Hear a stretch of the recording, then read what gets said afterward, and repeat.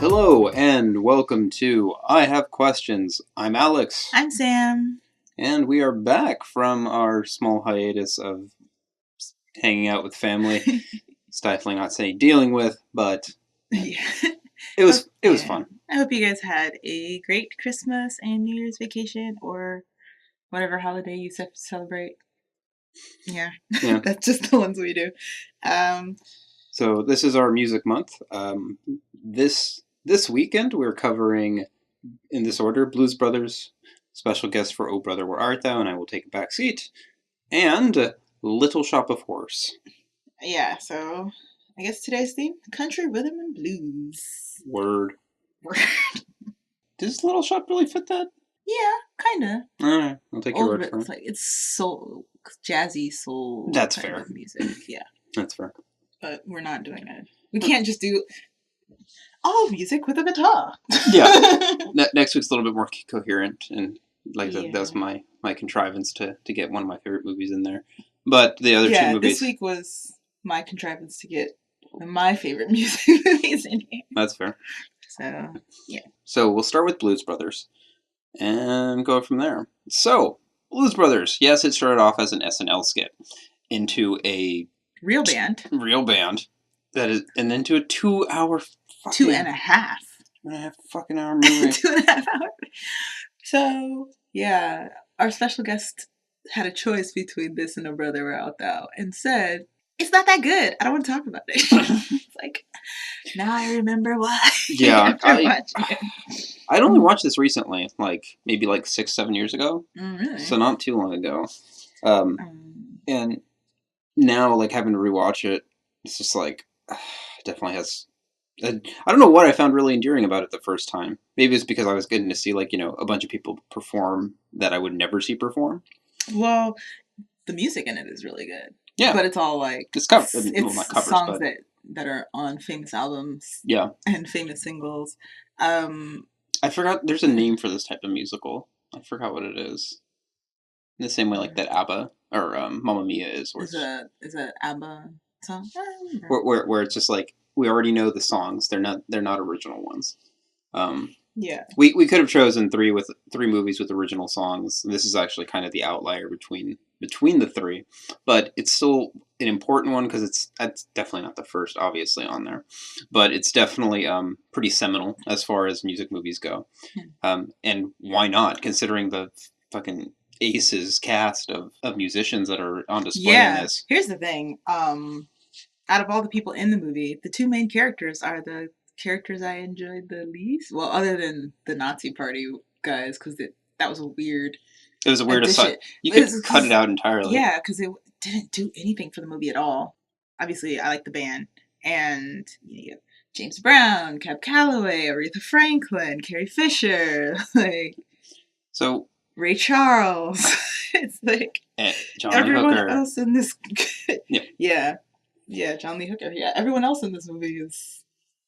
A lot of aces in this. Yeah.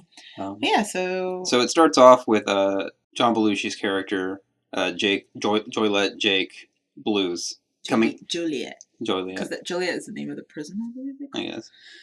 Coming out of prison, and right away, we basically have the entire pace of the movie summed up in the first 5 minutes. It's slow.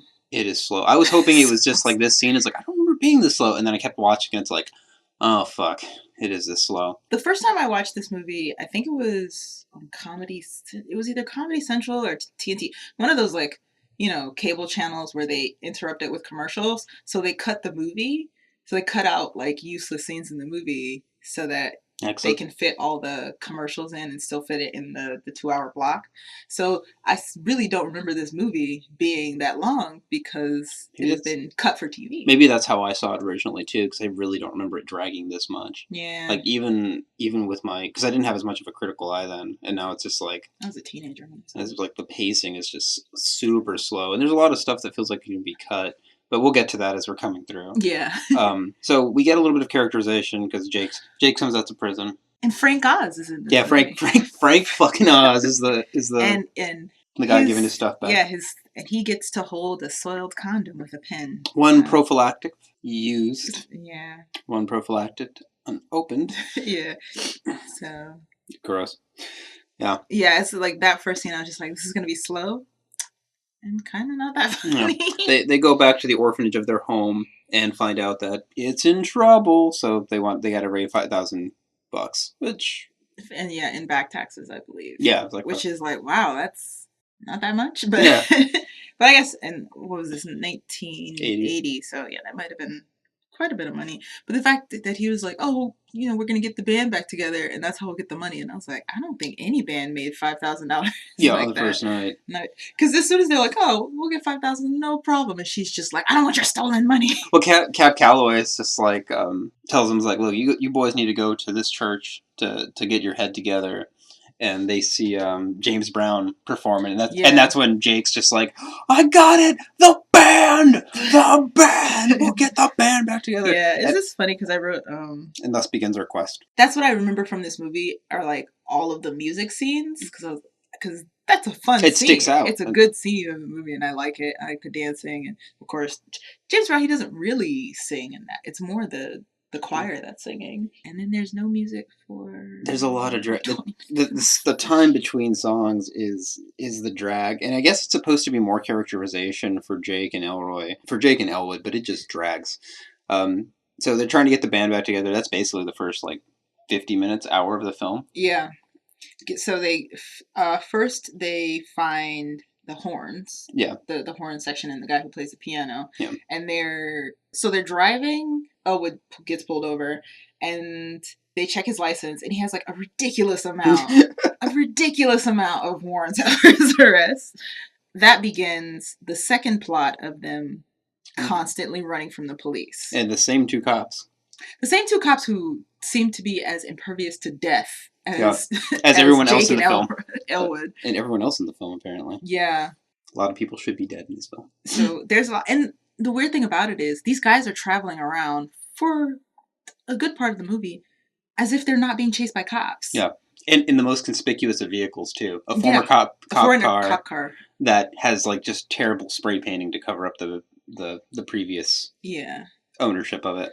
Yeah, so that starts the first chase. So this is the chase through the mall. They get picked up at the house for that because the police go to Elwood's really shitty apartment that is right next to the tracks of a train that comes every 2 minutes. Yeah. And it's like, how do you pay for this place? I don't. Yeah. Because he's all the address information filed under Wrigley Field or something. Yeah, so on his license, it's the address of Wrigley Fields, which is a funny joke that comes up 2 or 3 times, but it's obvious to anybody who knows how to check an address. Yeah, they do because the police officers are kind of funny, Wrigley Field, but okay, but the parole officer has his real address. Yeah. Next morning, they're getting out. Cops are coming to the door. Carrie Fisher apparently launches a rocket launcher into the front door. Yeah, that's another little plot that happens in the background. There's a quote unquote mystery woman who's trying to kill them, and the most ridiculous ways possible. It's just with a rocket launcher and a flamethrower. Yeah. People be dead. A lot of people should be dead. Yeah, everybody in that hotel should have been dead. But then Elwood goes to work, and I guess he works at a canning factory? Yeah. A spray canning factory. He steals the spray cans. Elwood is just a kleptomaniac. He just likes stealing things. He steals a few other things later on in the film also. Yeah. But those come in, he uses some of the stuff, but not all of it. But a weird thing is when his boss is because he's oh, I gotta quit. And his boss is why? Yeah. Just because, if you're gonna quit, you're gonna quit. Yeah. But you still know why. And he goes, I want to become a priest. And I was okay, sure. That's kind of useless. And it doesn't connect to anything. And the boss is just okay, I'll forward you your check. Yeah. It's another scene that kind of goes nowhere also. I think that was cut out because I don't remember that. I don't remember him going to work. Yeah. No, it was there. In the TV edit. Yeah. No, that's fair. And why is it there if it serves no other purpose? It's barely characterization on there, I guess, for the theft portion, but we don't need to know he's a kleptomaniac because we see it throughout the film. Yeah. That he just casually steals things. It's not even that it has to be the items they're stealing. We already get good impressions of the content of their character from what they're doing. So and what they're capable of doing. It's Yeah, just and like, we oh, know they're pathological liars. oh yeah, So you don't need, like, especially Jake. oh god, yeah. Jake just lies just to lie. Our once we get the band back together, okay, so we get the piano guy back. And the horns, because they're all playing Yeah, the together at piano. some shitty hotel. Yeah, but the piano guy's a garçon.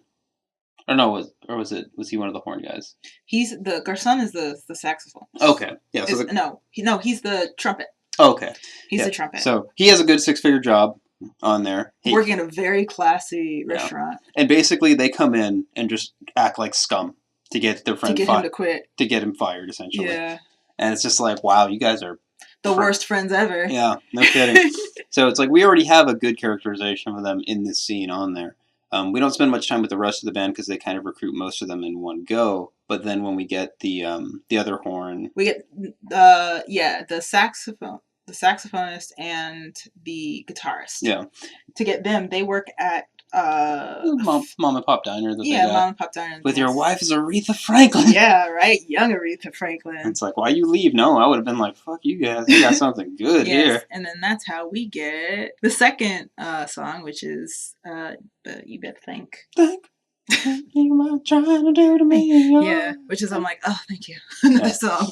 I'm curious though. So when did the city have choreography meetings? Yeah, the city has choreography meetings quite a bit, and it's only Black people that show up to those meetings apparently. But yeah, he's gonna leave, and the wife is like, no, you can't leave. First of all, this guy still owes you money. Yeah. Second of all, I need you to help me run this diner. So she sings this whole song of just think about it before you leave because you might not be able to come back. And then he just leaves. Yeah, it's like, you dumb. Right. And she says, the cook, go and get. Yeah. Just go with him since you're having so much fun. So, and then that's how we get the last two. Yeah. Then of course they need instruments. Yeah, so they go to Ray Charles. I do love his characterization in this because it's like he's kind of billed himself as kind of a hustler. It's like, oh, I bought some amps back from you a while back ago. I sell a lot of amps. Yeah, but these ones were covered in thick red shag. Oh, I remember those. I gave you I'll buy them back from you $300 a piece. It's like, I paid $800 for those not 6 months ago. It's like all depreciation and all. A boy's trying to come in and grab the guitar, and you see Bray just arm shoots up and fires 2 warning shots. He's blind, he ain't stupid. Yeah. But and then we get Twistin', which is my favorite song in the movie. I actually have that. Yeah. It's such a fun song to listen to. So we get Twistin'. Oh, actually, and we forgot to mention at the beginning of the movie was the John Lee Hooker, the boom boom boom boom. That one. That was in the beginning of the movie. Oh, okay, I forgot about that. Before the movie started. So now we have the band back together. We have instruments. Another point of characterization is that I assume, as always, I have to take an IOU for the instruments. Yeah. So it's like they've gotten instruments before when they were a band, and had to pay back because they're cheap. But at the end of the movie, he does pay them back. Yeah, which is actually weird characterization. Or it's like we have some sense of honor. He does pay. He does have honor. He pays his debts, but he's very single-minded and very simple of just one thing at a time. And I think they do. Jim Belushi's character is very much if I just keep pushing, things will solve themselves kind of thing. Not he's not really trying to hustle everybody. He's just so used to hustling to get what he wants that it just comes naturally to him. That's fair. So, yeah, because he does, split up the money, send money to them. So it's not Jake really does have better characterization than Elwood does, I think, throughout the... Because Elwood plays kind of... a semi-straight man? But he's just boring because he says everything with a blank face. And that accent kind of wears on you after a while because it's they're supposed to be brothers. They grew up in the same orphanage, but they both have different accents. Yeah. But yeah, it's a bit strange. Jake really does have better characterization throughout this, and what characterization we get for Elwood is really from the stealing parts, and that's really it. Honestly, which is kind of weird. He doesn't talk as much. Jake is the smooth talker. Yeah, that's fair. And that's fine if they want to play that dynamic, but it's I just feel like they could have done a better job with it. Yeah. But they are a comedy duo. They can work well, together or on their own, which is why I was just why is Dan Aykroyd falling so flat? Because he's very funny by himself. Oh yeah. I do, my favorite character, one of my favorite scenes in the movie though is just you don't like the car? It's no, I hate this car. And Elwood just guns it over the bridge and jumps it. It's this car's got such and he's talking about the engine and all this. The cop tires, cop engine, and can do this miles per hour. It's like, so do you like the car? Yeah, I like it now. Still need a new cigarette lighter. Yeah. So it's like their back and forth is pretty funny. Yeah. But And that is probably one of the better parts of the film. So yeah. So then they get a fake gig. They steal a gig. They steal a gig from a country, like a country group. The good old boys. Yeah, the good old boys. Who are broken down somewhere, so they're like, we're the good old boys. Yeah. They play the gig and play. It's really weird because they have this cage in front of the band, and I was like, oh, I guess in case the band's bad. But no, people just throw beer no matter what. Good song, bad song, throwing beer bottles. Throwing beer bottles. I was like, wow, who would want to play here twice? I've been to punk shows that had less shit like that. Yeah. So they try to sing a blues song and they get booed first, and then they sing the theme. Come on, get it up. Rawhide. And then yeah. And then they sing "Stand by Your Man," and I love all the country music people, they're like looking at their significant others like, oh it's hard to be a woman. And it's just like, this is the most misogynistic and like like the dumbest song ever, but it's country. Yeah. And what type of music you have? Oh, we have both kinds, country and western. So show ends. They just like, oh, that's some of the best damn music we ever had here, and it's like, all right, how much? How about getting paid? Okay, $200. Then you drink $300 worth of beer. Wow. Yeah, so they, of course, they ditch. Yeah. But then the good old boys show up, realize, oh, our gig was stolen. I'm like, but it's only $200 in the middle of nowhere. You could have died from broken glass in your face. So I feel like you guys, if you didn't already get shit in your eyes. Yeah, I was like, thankfully the Blues Brothers were wearing sunglasses. Yeah. And then they get chased. They managed to outrun them in that. Well, they run. Yeah. One of them runs into the cop car. The same cops. Yeah. From before that were chasing them. So it's just adding more and more because it's like it was the cops and then it was the Nazis and now it's the good old boys. Of course, they're country western singers, so they have guns in their car. Oh yeah, we run across like Illinois Nazis. And they run them off a bridge, and somehow they get their plate. Somehow they get their plate because they jumped off the bridge before the car got to them. Yeah, sure. And they could have left the Nazis out. Like, it didn't do anything. It does. I mean, because they already had a lot of people chasing them. By the end of the movie, they're being chased by the freaking army. I feel like this. I'm curious how much of this might have been inspiration for Grand Theft Auto.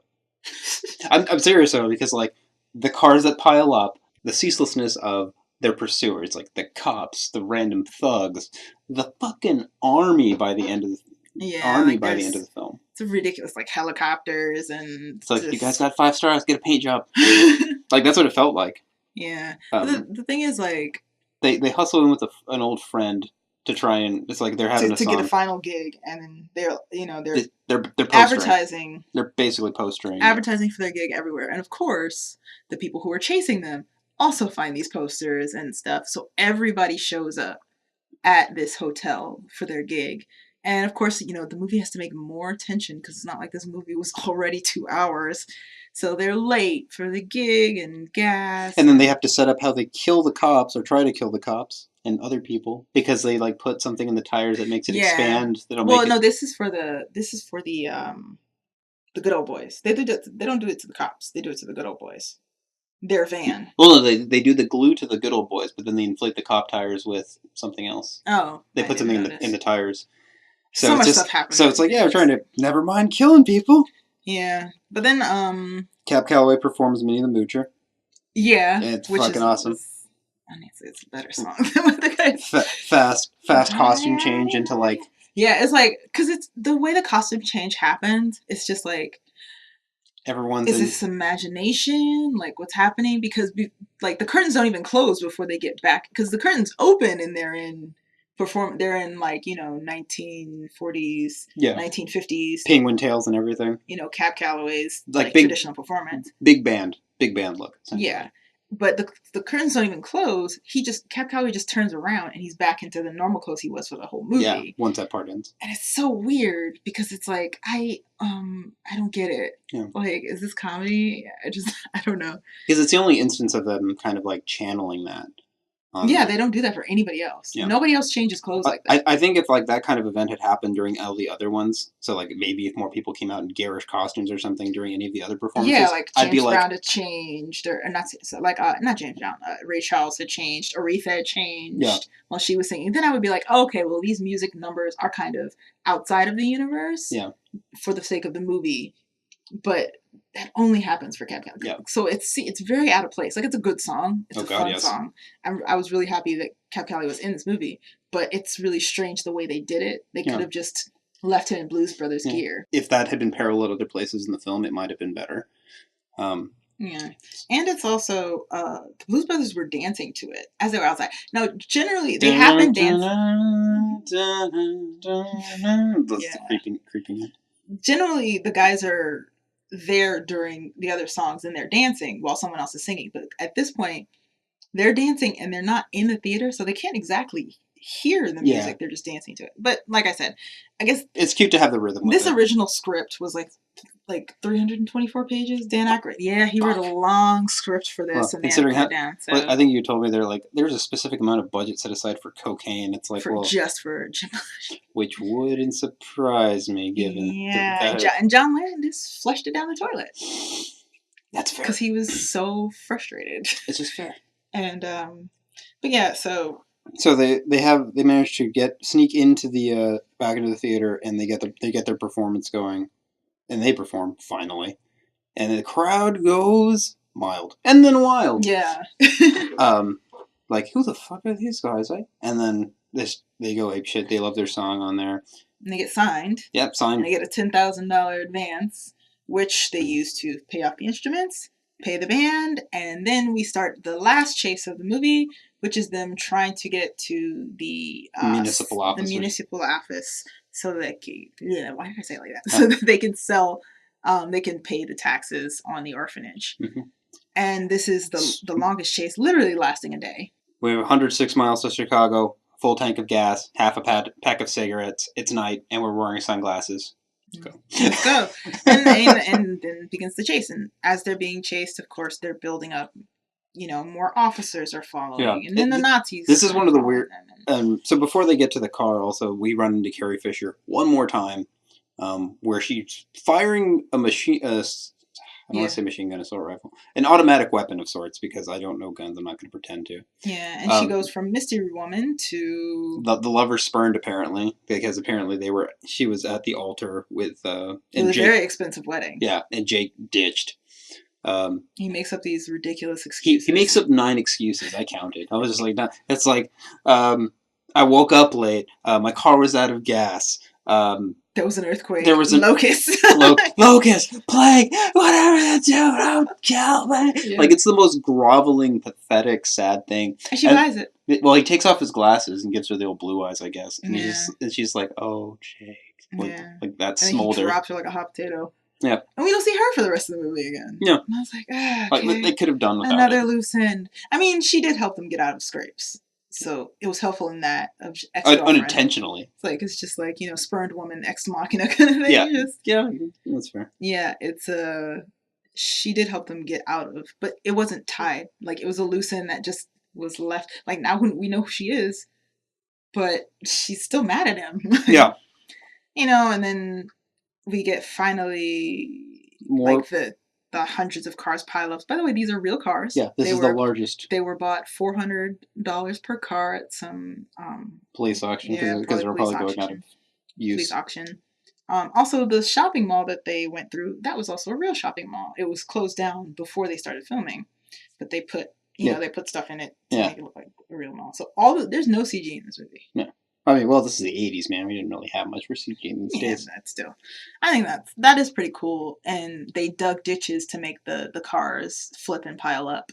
So they dug ditches into, like... That explains a lot. Because it's like, man... to get the cars to flip. Cars are going around like ragdoll physics. Yeah. Oh, I got to turn off the side of the road. And then, 20 cop cars follow them and, start piling onto each other. And it's just like, he's dead. He's dead. He's definitely dead. Yeah, and it's... Because at first you think about it and you're just like, well, why are there so many people going after them? Why the army? But then you realize, how many people have they killed? Yeah.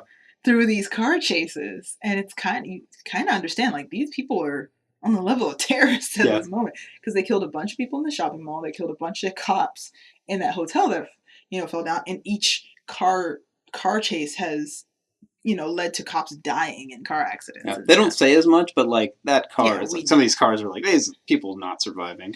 Yeah. They manage to get to the office. They run in, barricade the door. Are very polite when they talk to the staff inside. Barricade all the other doors. Get up there. Pay. Notarize. Every assault rifle is shooting Yeah, each as other. soon as they get the receipt of payment, they turn around and just guns in their face. And then it's a final scene of them playing Jailhouse Rock in jail. What did the other for guys the rest do? of it. Accomplices. They're not going to be there as long, but they're going to be in there. I guess. And this is like, like, they were being chased by They weren't the even police in the the whole same. time. They weren't even in the same vehicle. But they were in the band. And they, like, while they were playing, the guys were able to get away. I don't know why, okay? Yeah. And then, of course, we get, the rollback of all the famous people in the movie. Yeah. People who are all more famous than Jim Belushi and Dan Aykroyd. Yeah. So, final thoughts, because honestly, there's not as much to talk about in this film. There's no substance. It's No. just, it's music, and, they call it like, oh, it's the redemption story for the comic, but it's not. No. Because they don't do anything to redeem themselves. No. Except for get the money for the orphanage. Because they're still, that's the one redeeming act. Everything else is just like, you guys are still kind of scumbags. Yeah. It's boring. Yeah, it just drags a lot. There's a lot of unnecessary stuff that could be easily cut. Carrie Fisher, I guess we do need, if only because of the Machina part, for for her rocket launcher saving them from getting busted by the cops early on, and a few other instances, but it's just really not necessary otherwise. Like, it could have been something else, gas explosion or something randomly. Because Lord knows it would have just fit just as well. Really, the purpose of this movie was just to watch all these singers who were mostly, almost all of them are departed, I believe. Yeah. Yeah, pretty much. And dead. Cap Calloway's dead. James Brown's dead. Ray Charles is dead. Aretha Franklin's dead. And Carrie Fisher's dead. Mm-hmm. Of course, John Lee Hooker is dead, too. Yeah. Carrie Fisher's only like 2 years ago. Yeah. A year and a half but ago now. Aretha Franklin was this year. Or last year. Oh, god damn. Yeah. Right. So, like, I would watch this movie because it's like, you get to see them perform in their prime, pretty much. But other than that, really... Well, I mean, I'm sure you could find a compilation of all the performances for this, and you'd probably do better to do that, because honestly, the characters of Elwood and Jake really aren't that compelling in this. Not. Maybe if I had grown up with the Saturday Night Live skit of this, I would have been more endeared to it. Yeah. But even my dad is like, I mean, the skit was good. But... Yeah, it wasn't that good. Yeah. So yeah, I mean, if you want to see the surrounding storyline that follows these performances that are in it and how it fits into the broader sense of the narrative, go for it. Otherwise, just watch a compilation of the performances. Yeah, I'm pretty sure you can find it on YouTube, a compilation of all the performances, because that's really what I would watch it for. Maybe like the first, if there's a compilation that has like the 2 minutes leading up to the performance. Yeah, that would be funny, because like that's all the setup that's needed. Yeah, because it's the lead in into the songs. That makes sense. Yeah, but that would be it. Other than that, that's all I can recommend. Because we usually say like watch it once or twice, but yeah, just go online and watch the performances.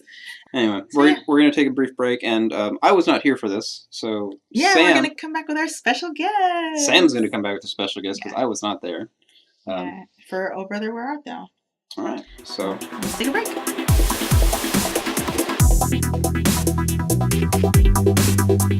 Okay, and we are back with my special guest. This is Sam. My dad. Yay. Yeah, sorry if the chair's squeaking. This is his office chair. Anyway, so I traveled to America to see my dad, who's also a huge film buff. And we're going to talk about Oh Brother, Where Art Thou, which is a 2000 Coen Brothers film. Oh, good. Yeah, basically the retelling of the Odyssey. Mm-hmm. So this film takes place in the 1930s, so during the Great Depression, in rural Mississippi. And you can tell because everyone's super country when they talk. This is one of my dad's favorite films because... It's one of them, yes. Yeah, Dad loves the Coen Brothers so much. Except we just watched a Coen Brother movie on Netflix. And it went really weird. Yeah, and I'm not gonna out that film yet. I'm gonna let the audience kind of figure out which one we're talking about. Yeah, so if you're gonna watch the Coen Brothers, just be careful because it gets weird, and they also don't know how to end films where it needs to be ended. Yeah, that needs a little work. All right. So yeah, so this is a movie. Basically, it's centered around a lot of country music. Yeah, there's mostly the music style they call the old timey music. Yeah. Very popular in the country environment during the Depression. Yeah, I don't know if you heard of it, but this song actually made the Soggy Bottom Boys.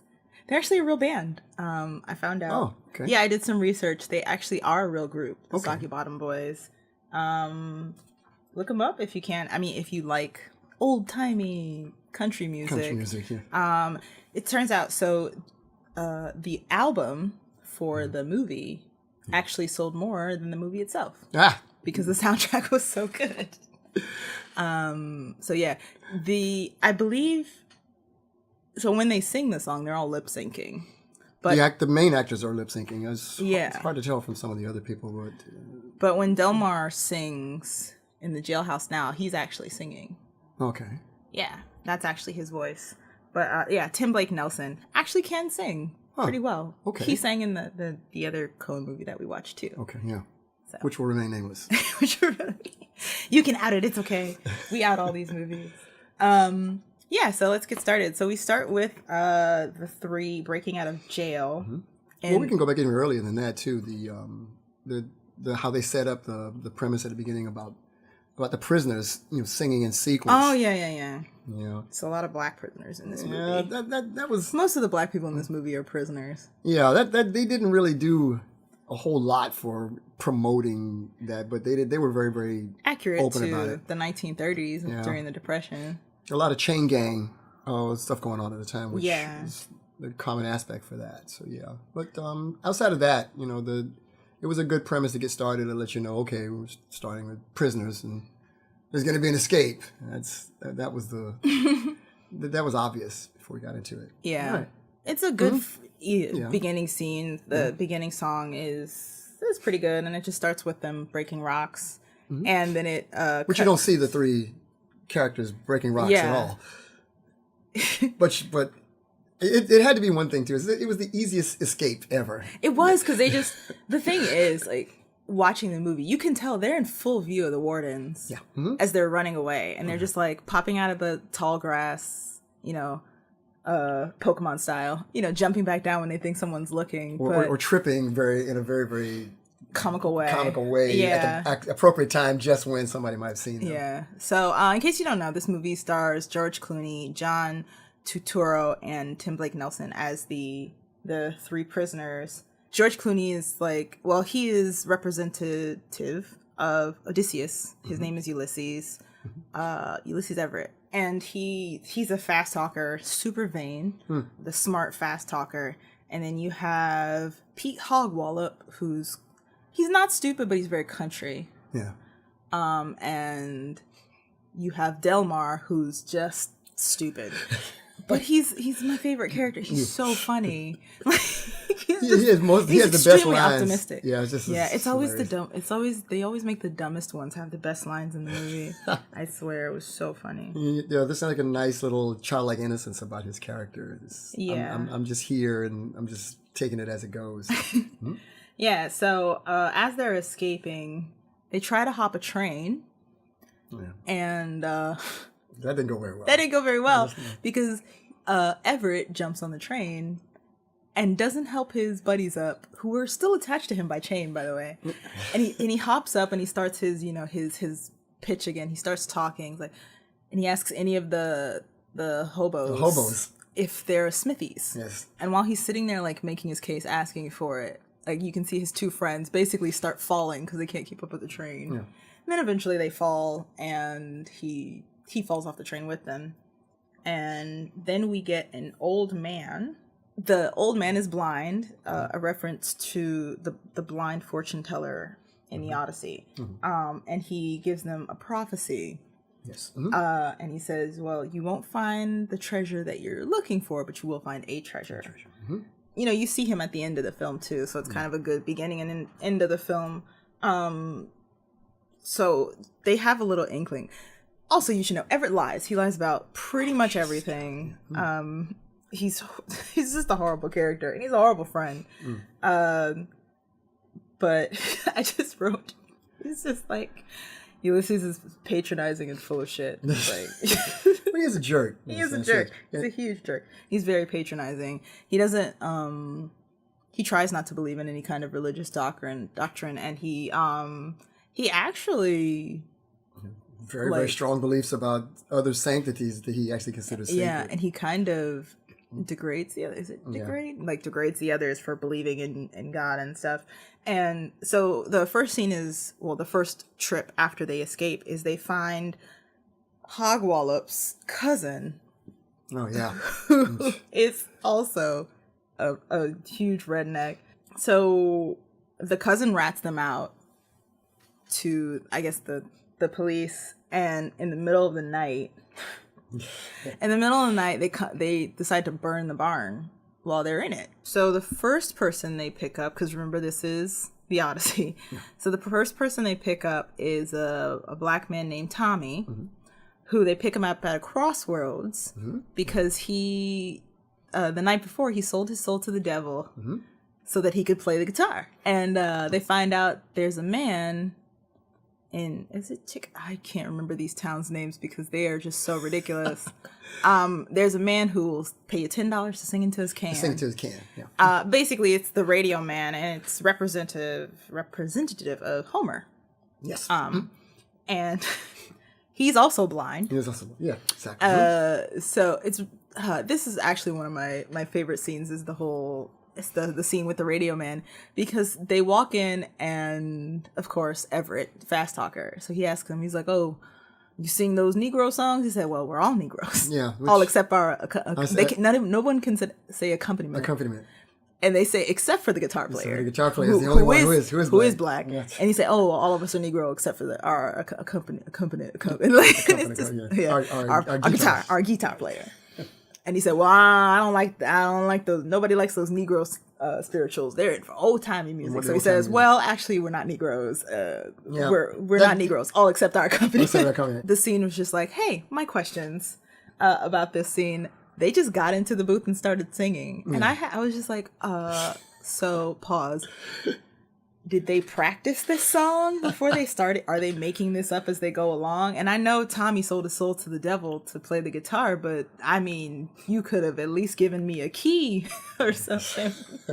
It was unusual. I think that was kind of like a blind stitch that they did in the movie, where that's where it went into the 1930s musical fantasy, where people all of a sudden everybody knows can the song, everybody can dance, not just dancing, but dance in sequence. So it was quite interesting, and that's all. I guess that's built around suspension of disbelief. Yeah, you have to roll along with it.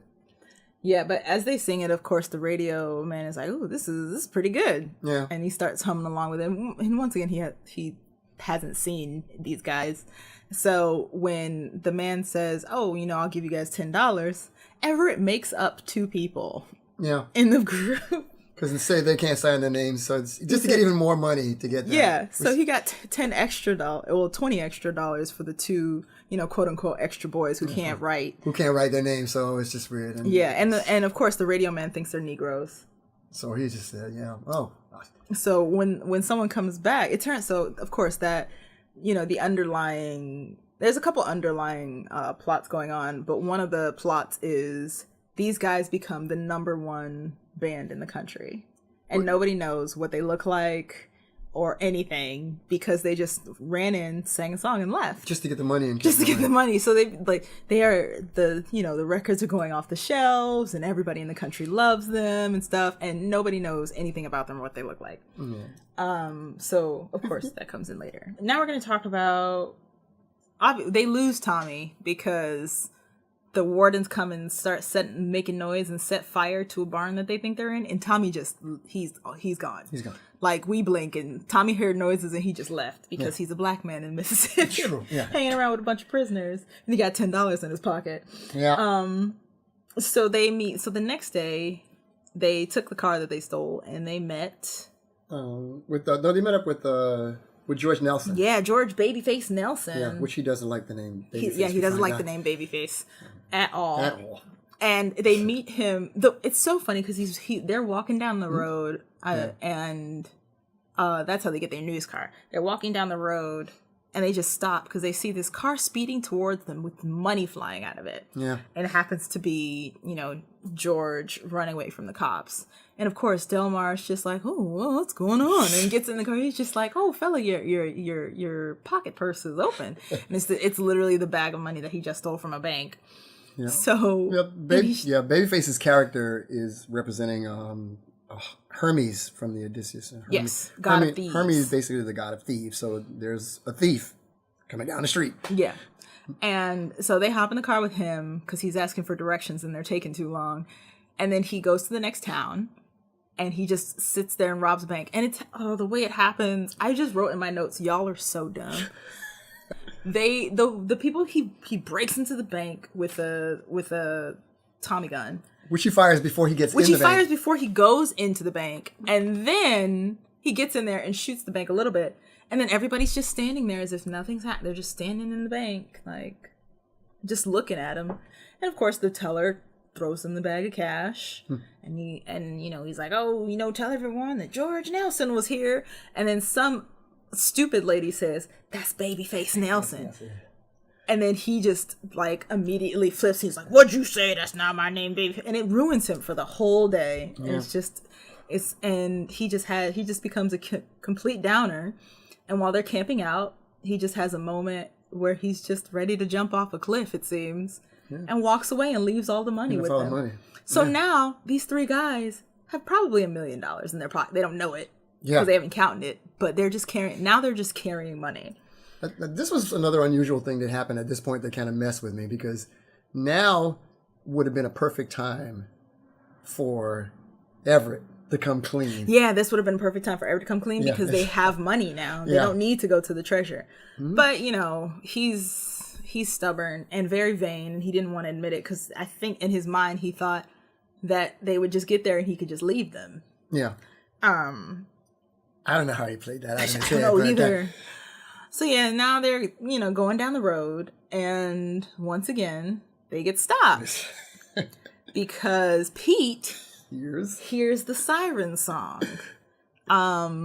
It's just women washing clothes and singing. And, that's obviously representative of the siren. They call them sirens later, too. Yeah. And I guess his pecker just jumps about, 3 feet in the air because he literally gasps. And you gotta imagine too, for the 1931 to see that scenario, that would be real porn for them. That's porn for them. They're fully clothed women. No, but they're also wet. But they were soaking wet and their clothes were sticking to them. We take a lot of stuff for granted in the 21st century. It looked very sexual. But I guess if you're in the year 2000, we're just like, okay, what's the point? Like, it's just we've seen rain scenes before.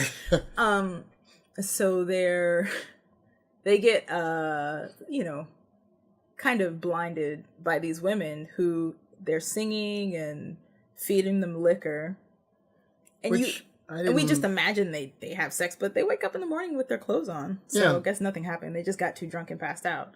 Except Pete. What was happening with Pete's clothes were laying down?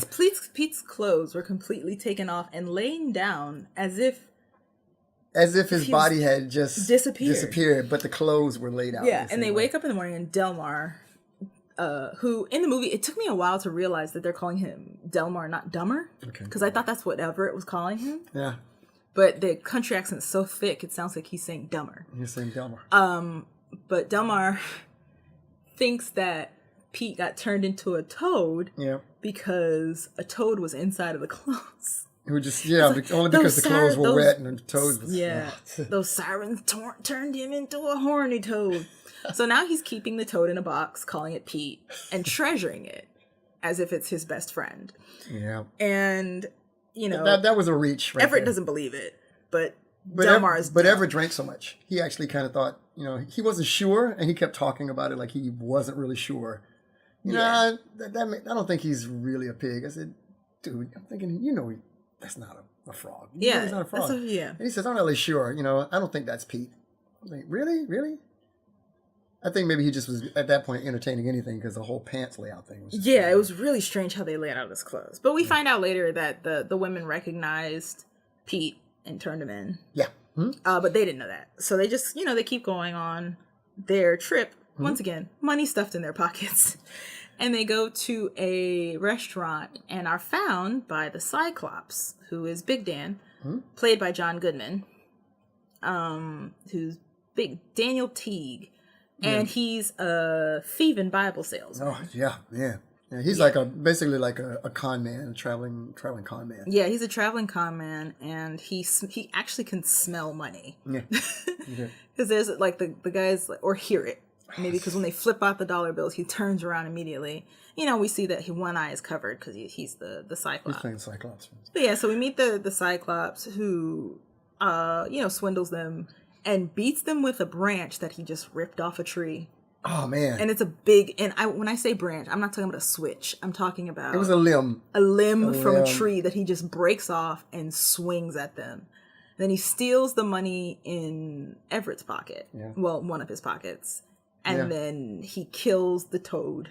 But ironically, he squishes the toad. And then he just throws it at the tree. Because he opens up the box thinking that there's something in it, something special in it, or maybe more of the money is in it. Which he thought was the real treasure, which was that's the fraud. Yeah. He thought that the box contained the real treasure. Yeah. And the money was just carrying around change. And that's what Dan was obsessed with.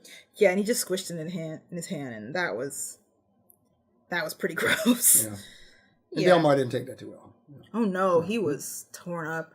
Just horrible. Yeah, so we get to the scene and we see that Pete is captured by the wardens and being tortured for information. Yeah. And he gives up the information of the, supposed treasure that Everett told him about, which turns out to just be Everett's old house. Yeah. That's pretty right. Which will later on we find out that's how he arrived there. You have to really pay attention to the movie while you're looking at it because a lot of stuff led up to it. Yeah. So after they get robbed, they finally make it to the town that Everett was trying to get to because it's the town where his wife and his 7, maybe 6 children. Yeah. It kind of goes back and forth if it's 6 or 7 kids in the family. But they get to the town and I wrote in my notes, around here is where I got tired of country music.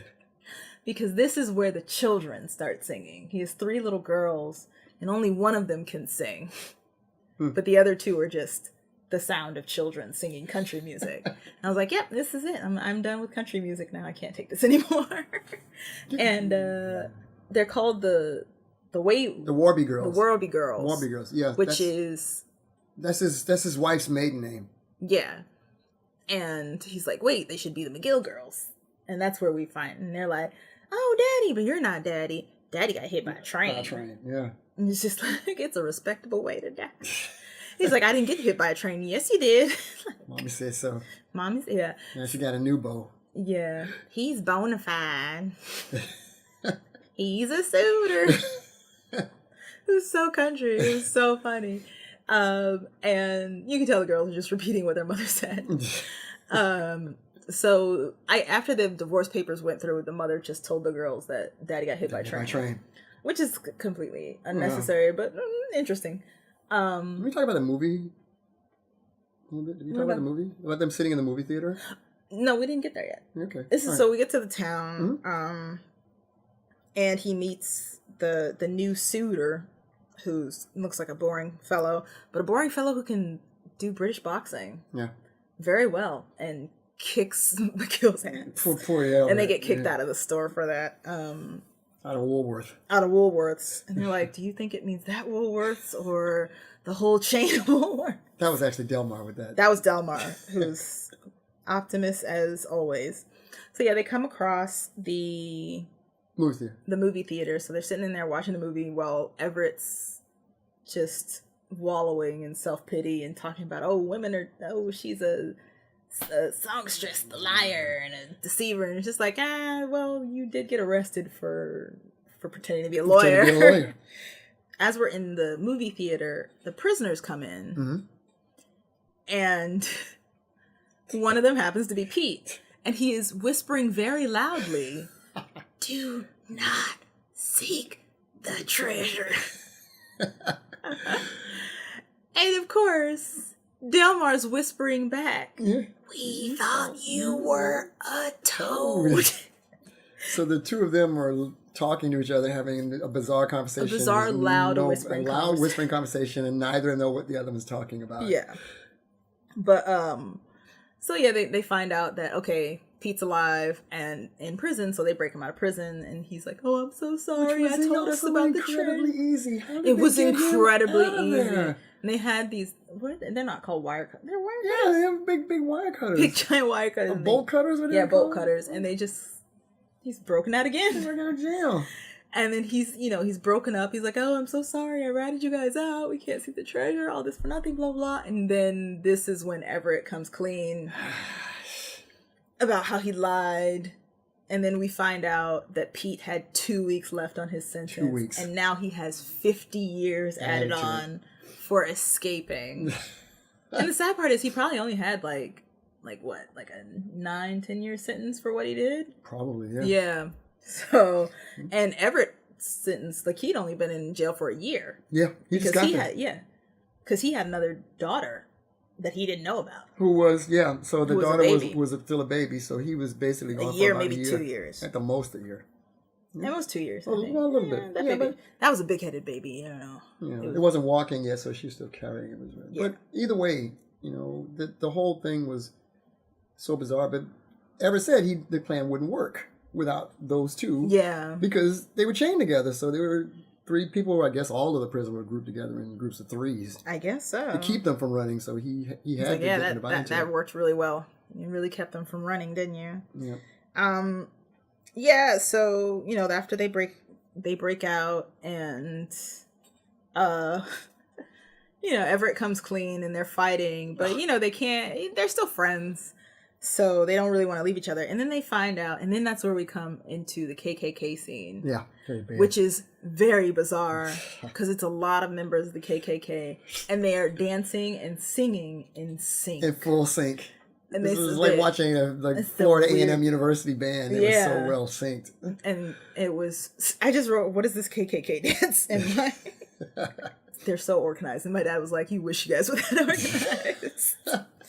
But yeah, we find out. So they found Tommy, and they're about to. They're hanging a public hanging. They're about to do a public hanging of Tommy, and while the guys were breaking out, they put mud on their faces so they could hide. While they were running away, camouflage that while they were running away, glistening off their skin. But they forgot about that little fact when they decided to steal outfits from the color guard. The color guard, who was the. It's because they're gonna break out Tommy, and we get another fun line, which is the color god is colored. When they get the hat off, they find out. It turns out that Big Dan, the Cyclops, was also a Klans member, and he smelled that pomade. He smelled that Dapper Dan pomade, man, and ripped their caps off. They get caught, and then we get the color guard is colored, and then we have a fight on our hands. Yes. It's very funny because then we find out that what do they call them? The Grand Wizard or whatever. He's in red. Yeah. The guy who is the opponent of the governor, Pappy O'Daniel, who he's actually winning at that time. Yeah, he's suspected to win. Mm-hmm. And we find out that he's a Klans member, the leader of that group of Klans members. And ironically, his name is also Homer. Yeah, his name is Homer. And his slogan is "I'm here for the little man," and he has a little person, a very very small little person with him. So he's also a part of the Klan. Yeah, the little man is also a part of the Klan. They're all part of the Klan. He had a little tiny Klan costume. It was over the top. It was very Coen Brothers. Yeah, and it's interrupted. So the guys, they run off because they got to get to this governor's ball or governor's dinner or whatever. Well, it was actually a political rally. Yeah, I think it was his own rally. Rally for the opponent of the incumbent governor. And I guess he was going to rush there right after his KKK ceremony because he hops out of the cab with his they escape, by the way. Yeah. they do get to escape, by the way. Oh, the symbol of the Cyclops was also good. There were 2 really bizarre visual jokes in here, which the Coen Brothers did. So in the Odyssey, the Cyclops gets his eye stabbed out. After Ulysses gets him drunk and they make wine and then they burn out as a good eye. In this one, they threw the they threw the flag, the Confederate flagpole, which is a stake at the bottom, and it went straight towards Dan's eye. Yeah, but Dan stopped it. But Dan stopped it and caught it, and then the burning cross fell on top of it. Oh yeah, then I mean, they still killed him. They still killed him anyway with that. But the funny visual was the fact that Dan had one eye hole cut out of his hood. Out of his KKK hood, it was only one eye cut. One eye cut out, the other one's there. I'm thinking like, wow, that really throws people off. And it was so funny. And underneath it, he did not have his patch on. Yeah, he just had a glass eye. He just had a glass eye. It's a lot of eyeless people in this movie. I was thinking, what the heck was But I think, that's a lot of things in a lot of Greek mythology. There's a lot of blind people. Because I believe it was seen as you had supernatural powers. If one of your senses were missing, then the others would enhance to a point of a magical, a magical increase, So, in a lot of stories, you would have blind seers and fortune tellers and things like that. So I guess that's what they were playing with in the movie. Yeah. But so then they make it to the political rally because the wife's fiance is the political advisor for the opponent. So everybody they're starting to tie up the loose ends and tie everything together. And they get to the party and the guys are like, okay, we're going to sneak in as the music. As the talent. So they're dressed as hobos as a representation of when Odysseus dressed as a beggar to see his wife who thought he was killed in war. Yeah. So these beards, these really fake beards that are tied around their face. I don't know where they got those beards I don't know where they got those beards from. Yeah, and either where do they get this stuff from? Because they always have Tommy always has a guitar. Yeah. Despite the fact that he's not always carrying one. I don't know where he got that guitar from. Delmar always has a banjo, despite the fact that he's not always carrying one. And then they've never changed their clothes the whole time, but they're able to find these beards. But they're able to find all these beards and musical instruments and hats and Jesus. Yeah. So then they get on stage and Delmar, Tim Blake Nelson's character, sings in the jailhouse now. Which, like I said, I've been over country music for most of this movie. So I was just like, okay, cool. And Everett is trying to talk to his wife, and she's over him, of course. Sure. She's cold as ice in this movie, just completely over it. And then they start singing I'm a Man of Constant Sorrow. I'm a Man of Constant Sorrows, and then the whole crowd turns into a Britney Spears concert. And because everybody, that's the Soggy Bottom Boys. And they just start freaking out and they're dancing. And it's so funny because, it's just a town of old rednecks. It's, and they're, driving and Delmar and Pete are doing some weird dance in the background. And they had no idea that they were the number one band in the country. Yeah, and Everett's looking at the crowd like, I guess we're popular, okay. Yeah. And then of course the governor is there and his political candidate, and then they look and they said, the governor's son says they's integrated. Yeah. Because of course Tommy's up on stage too. Yep. With the same beard tied around his face. So they found 4 beards. So of course the racist KKK opponent comes in. Oh yeah. And he's like, these boys interrupted our ceremony of sanctimony. It's just like, I'm from a certain secret society. You may know what I'm talking about. And it's just like, and the audience is looking at him like, why did you stop the music? Yeah. Like he steals the mic and stops them playing, and everyone in the audience immediately turns on him. He's just like, oh, my constituents. And they're like, what? He's like, boo. Yeah. Like, we just want to hear the Soggy Bottom Boys. Yeah, that was something very clear that they put in there. They weren't upset of what he was talking about being a member of the Klan as much as they were about, like... Oh, they didn't care about the Klan thing. My favorite band is playing. It's like weird, man. Like he interrupted like, oh, Michael Jackson's performing. Stop talking. Yeah, well, because the thing is, like, you had to wait for it to come on the radio or buy a very expensive record. Yeah. Which, they only printed a certain amount. But to see them live, was considered to as be a surprise, a surprise treat on that, like Oprah giving everybody a car. Yeah, it's like it's basically if like Beyonce just showed up at somebody's dinner and was just like, all right, and let's play. Y'all ready to hear Formation? In a disguise. Yeah, like in a slight disguise. In disguise, and she just showed up and started singing Formation, and was like, wait, I'm sorry, what? That's me. And then. Yeah, it was the wrong place for him. It was the wrong place for him to just talk about how they had a Negro in their band. Oh, and also too, she started talking badly about the band that they all loved. Which was another thing was bad. And he was talking about the band, and they were just like, "Well, we were not having this because we want them to keep playing." Yeah. So of course the governor, who is good at politicking, he lets them finish playing, and then he gets on stage and he pardons the boys. For all their crimes, not knowing what they did at all. He pardons the boys for their crimes, and you would think that's the end of the movie, but no, that is not the end of the movie. Another Coen Brothers thing that needs a lot of work. They really don't know how to end a movie. They don't, and it just keeps going because you think, okay, everything's tied. Let's keep going. Let's keep it going. And then it's not ended because the wife decides, okay, I do want to be with you, but we need my ring.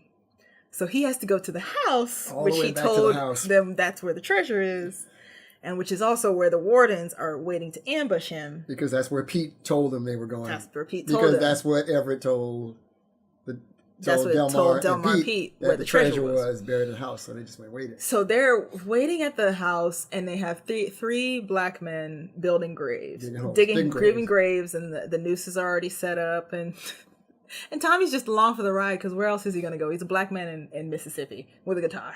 So Tommy just follows them there, and they're like, well, you wait your turn.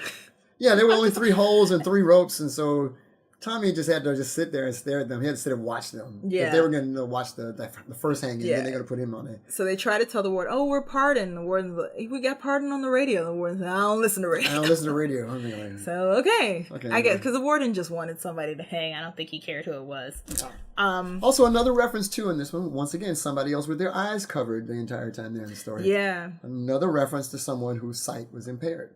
Look at all the people in the movie that had their sight all. I think that's also from the Odyssey. There's a lot of people with eye problems. Man. In Greek mythology. Yeah. And so as they're being hanged, Everett finally gets down on his knees and prays to the Lord. Like, I know we had a bad relationship, but if you can just bail me out just this one time, I promise I'll go on this. I just want to see my baby girls one more time. And then a plot line that was only mentioned for one line at the beginning of the movie, saying that, in a week they're gonna it was like 4 days. They're gonna break the dam. Yeah, and the whole valley's gonna get flooded. The whole valley's gonna get flooded, and then that's the moment where the dam is broken, and the whole valley gets flooded, and the wardens are washed away. And the boys are saved. And Delmar is like, that was act of God. And then of course Everett just completely goes back to, no, that was the dam. We already know it's gonna happen. Blah blah blah. Like, just he was like, that's what you weren't. Wait, that's not what you were saying when you were about to be hanged. I said, okay. And then he started saying that in those kinds of moments that people likely to say anything in those moments. Mm-hmm. Yeah, he used to sell out to the end. And then we get the prophecy that the old man gave. He said, you will see a cow on the roof of a cotton house. And then they saw a cow on the roof because the valley was flooded and the cow managed to get on top of the roof and saved itself. It's interesting, too, that Everett never acknowledged anything that the guy said to him, that everything the guy told him. Yeah, everything the guy said. And he didn't acknowledge it even when the cow, after I saw the cow on the roof, I said, okay, yeah, everything the guy said. Yeah, because he was the fortune teller. Yeah. And, it's the same thing in the Odyssey. Everything that they say happens, but no one ever believes. And once again, the movie could have ended there. That was a good end for a movie. And of course, the ring floated by and all his Dapper Dan, because he had about 1,000 Dapper Dan canisters in his house. Away, man. It's so gross. So I was like, okay, movie's going to end here. Nope. The movie does not end here because he takes the ring back to his wife and she says, that's not my ring. That's not the ring. We got to go find my ring. She talks, cars. Wait, not done yet. Oh, don't you just love being in my hometown? Yay! just yay. Go. All right, so I lost my train of thought. So yeah, she can't find the ring. Yeah. Well, she doesn't know where the ring is, so she tells Everett he has to find it. He's like, It's well, at the that's bottom, it's at the the bottom of a very large lake I'm river, not finding it. And she says, well, I'm counting to 3. Okay. When I count to 3, yeah, I've counted to 3, and I counted to 3, yeah. That was the running line that kept going in this. Oh. I guess that's, she's not arguing anymore after she counts to 3. So then, then that's when we get the end of the movie. Not quite, because the kids are following and singing, and then we see the old blind man pushing that thing down the railroad again, even though the railroad is completely finished. And and then that's when we get the end of the movie. So, final thoughts? Well, as usual, they didn't do as good a job of like wrapping a story up. It's like they don't really know how to actually end a story, happy, bad, or whatever it is. It was overall, I think that it was pretty good. I would have liked the movie more if I didn't have to keep thinking about the Odyssey, because once I got into that similarity thing, I got locked into we had to look it up. We had to keep doing things on it. Then I got into a comparison scenario, and I think they kind of ruined it. And I even read once where they said that they were they didn't even realize it until after they had already gotten deep into the script that they were following the parallel of the Odyssey. I don't know if that's really true or not, but what do you think about that? I mean, whether it's true or not, obviously, because of the parallels, we had to keep looking it up. And I was only 10 years old when I saw this the first time, so, I didn't really think about it then because I hadn't read the Odyssey yet. But later on in my life, I was like, oh, okay. And then I had to stop and look, and it was just because of the lack of a definite ending. Yeah.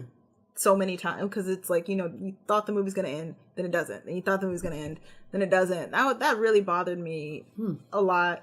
But yeah, the Coen brothers do that quite a bit in their movies too. Yeah. They don't really know when to stop. Go back to Raising Arizona if you have to, how long that dragged out at the end, about how it ended with H.I. having a dream at the end about, the kids. I kept on dreaming and kept on dreaming. I said, oh, come on, man. Like, really, I got to get to my car. So, final thoughts. I would definitely watch the movie again. Yeah. I enjoy the movie. It's hard to sit down once it gets towards the end. Mm-hmm. I just kind of sit until they get to the part where they play for the second time, and then I'm just kind of over the movie. But yeah, I enjoy it. Yeah. It doesn't drag like you think it would drag, but they tried to make it interesting. It's a fun ride. But it's kind of a fun ride. But if you've seen it a couple of times, you have like peaks and valleys in what you like and what you don't like. And I totally agree with that. And there's some things that I would like to skip through and I just don't want to watch anymore. It's okay, that's enough of that. Yeah. Mm-hmm. So, where can they find you on the internet? Well, Pops? If you want to be found. Okay. Well, I'm in the process now of updating my website. I have a website with my name on it. It's just a portfolio piece. So it's under my name. It's under samgrant.com. Samgrant.com. And I'm also loading up a bunch of videos. So. Car. Okay. Oh. All right. Can you start again? Okay. And.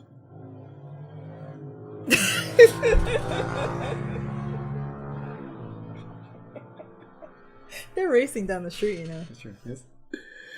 And I'm also putting together some tutorial videos on some software that I use on a regular basis. So for that, so I will be working on those in 2019. So kind of stay tuned for that. So there'll be some stuff up there for people to look at, things I've done, and maybe even some stuff on how to do a couple of things on your own using Adobe software. Yeah. Good. All right. So we're gonna take a break, and when we come back, Alex will be back. So, and I believe we will be talking about Little Shop of Horrors. Okay. So, all right. See you later, Dad. All right. Thank you. Have fun.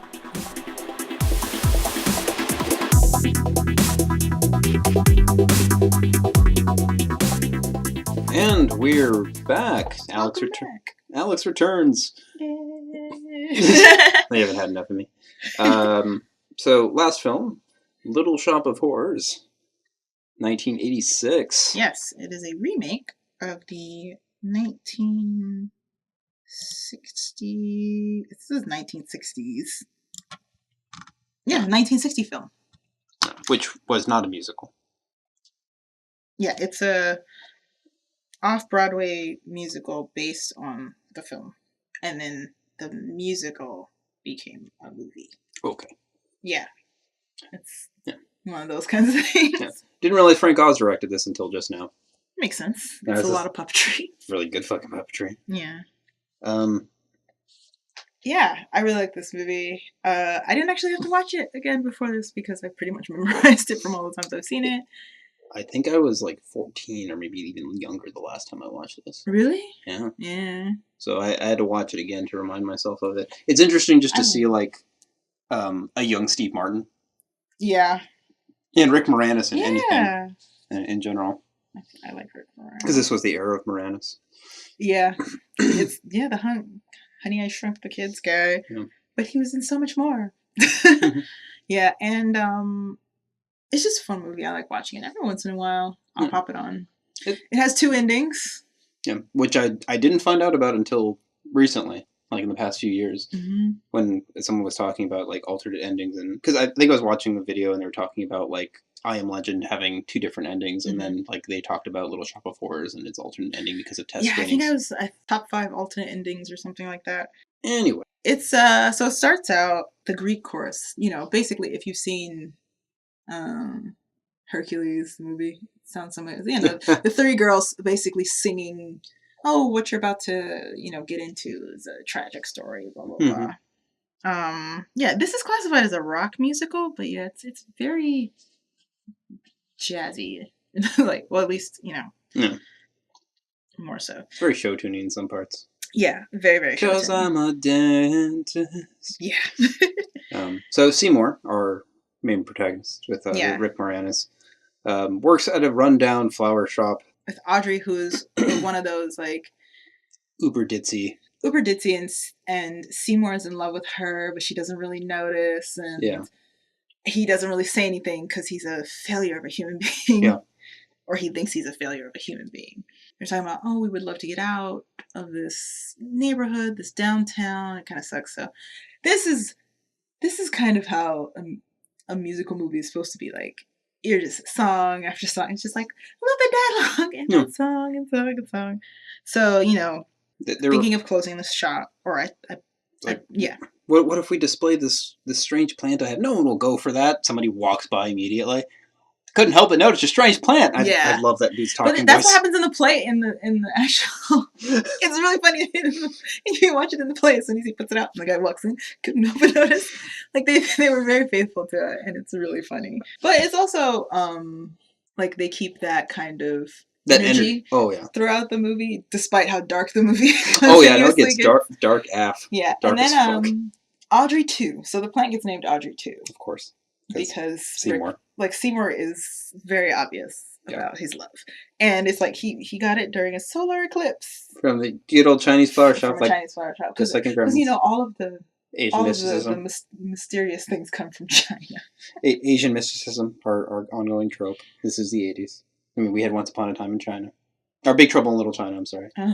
But, so, business is picking up, but then the plant seems to be struggling to survive, and he accidentally... Yeah, the plant's almost dying. Pricks his finger. Oh, it wants blood. Yeah, and then we begin Seymour's dark... He's delving into horrible incidents and just getting worse and worse. But we also interview him on the radio, and Audrey the First gets tied up because of her shitty boyfriend, who's a dentist, and he gets off on Pain. Yeah, he gets off Pain, and it's one of the most hilarious songs outside of like the Feed Me Seymour one. I'm just because he's like, oh, it's fun being a dentist, and he's like literally ripping people's teeth out of their heads. And he's like, oh, that was the wrong one. Let's try it again. Like rips them out. Gosh. He gives no anesthetic to anybody, and the funny thing is, there's someone waiting out in the waiting room, just hearing all this screaming. But yeah, so of course now there's clashing because Seymour's like, oh, the doctor, the dentist, played by Steve Martin, is an asshole, and Seymour's trying to convince Audrey to leave him, blah, blah, blah. So eventually, Audrey does this. She doesn't really leave him, but she gets rid of him. Yeah. Audrey 2. So they're trying, he's like, I want blood. It's just like, well, I was like, this is where we get the Feed Me song. Yeah. Where it's like, feed me. Feed me, Seymour. So, Audrey is convincing Seymour to kill the Seymour to kill the dentist because he's like, he's a horrible guy. Like, he's treating the girl that you love like crap. And on the side, there, the three girls who were like, the Greek chorus before, they're on the street convincing Audrey, like, oh yeah, you really shouldn't be with him. Why don't you go after Seymour? He's a guy. He's a nice guy. He can protect you. Blah, blah, blah. So she's already kind of distancing herself mentally. Because he's like, there's a scene where Steve Martin's character beats her. Yeah. And that's what Seymour finds out, and then Audrey too is just like, well, we could kill him. Yeah, goes down to the dentist office with a gun, where we have a Bill Murray waiting for a root canal, a long, slow root canal. Yeah, because Bill Murray also likes pain. Yeah, and of course, because Steve Martin's not used to having a willing victim, he's like, "Get out of here, you freak!" Yeah, it was just a funny scene. He starts to terrorize Seymour, but he has to put on his nitrous mask for himself, not for. Yeah. And I guess he gets hypoxia, because he doesn't have any oxygen. Like, so there's something that breaks. Yeah, the valve breaks. The intake valve, and he can't get it off because he's high. Yeah. But then he can't get off. Seymour just kind of lets him pass out. But what did I ever do to you? It's like, nothing. It's what you did to her. Yeah. And then he has to go chop with the body. Yeah. Who, the shop owner, witnesses this through the cracks in the fence. So then he plans to, obviously, confront Seymour, and it's just like... And blackmail him so he can, have the shop to himself and all the fame and money to himself. Audrey comes in from behind, kills the shop owner. Before the shop owner's death, we do get the Suddenly Seymour song. Yes. Because Audrey suddenly... original Audrey is realizing, like... It's like, if she feels guilty about Steve Martin's character, like, wanting him gone. Yeah. But it's just like, well, Seymour wants to provide for me. Seymour cares about me. Like, actually cares about me. Yeah. And it's a cute song. Oh, yeah. It's really adorable. I just don't like that actor. I don't like her voice. Ellen Green. Yeah. I just the character is really great. She plays it, and like that. I just don't like her voice that much. And, like, I understand, like, that's the voice she had to put on. That night, he gets confronted at gunpoint. And... of course, like, things don't go as planned, because he gets, as they're monologuing, because this is a movie, he's revealing what he's going to do to get the shop and get all the money to himself. He gets backed into the plant, by Seymour and Eaton. Yep. So, and then they're still, of course. Audrey too gets bigger again, and now they're on TV, and they're very successful and all this stuff. And of course, Seymour's just like, oh my god, like how am I gonna keep feeding him? And kind of freaking out because Audrey too is like whispering in his voice, like, keep feeding me, like you're getting all this success and fame. And he gets a botany show. Yeah. I believe they were trying to give him. They're trying to get him a botany show. So at this point, this is kind of where the movie diverges. So we have the two endings at this point. Yes, this is where the two endings. So should we go with the? Let's talk. I guess let's talk about the one, not the original ending first. Let's talk about the one they ended up using. So the one they end up using is the happy ending, where Seymour has to destroy Audrey. Oh wait, before that, sorry, we skipped the part. Before that, Seymour proposes. Oh yes, so Seymour... he proposes to Audrey because they finally have enough money to get out of Skid Row and that's when Audrey too is just like, because he realizes, hey, something's up. They're thinking of getting out, so he's like, I'm hungry. Yeah, feed me. And that's when we begin the difficult decision of Seymour abandoning the plan. And then Audrey and the fight, because Audrey too wants to eat Audrey. So, and then this is where. Yeah. This is where the two endings. Yeah. So in the original ending, he has to, because we get the song Mean Green Mother from Outer Space, which is fun and camp. So Mean Green Mother. This is why I was just like, this isn't really rock. Well, I mean, rock as in like James Brown. Yeah. Rock. Yeah. I don't know. It's fun. It's still a good romp. And so he managed to, the shop gets destroyed essentially to a degree, but then exposed an electrical cable comes out and Mhm. kills Audrey too. Seymour and Audrey are safe. Yeah, it's just like, oh, the day is saved, and they end up with the white picket fence, and There's an Audrey plant in the front yard. yeah, and there's a little tiny Audrey plant in there. So our saccharine ending. That's the one I actually remember seeing originally.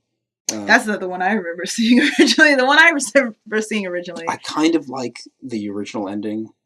Really? So when I say original, I mean the one they intended to put originally, rather okay. than the one I was forced to see. Yeah. Where Seymour wins, or no, I'm sorry, Audrey 2 wins. Yeah. Because it goes. Yeah, and another nuts. thing. This is another. Okay, so Audrey, Audrey 2 actually ate Audrey, but this time she did not survive. Nope, died from being attacked by the plant. And Seymour can't stop it. Yeah.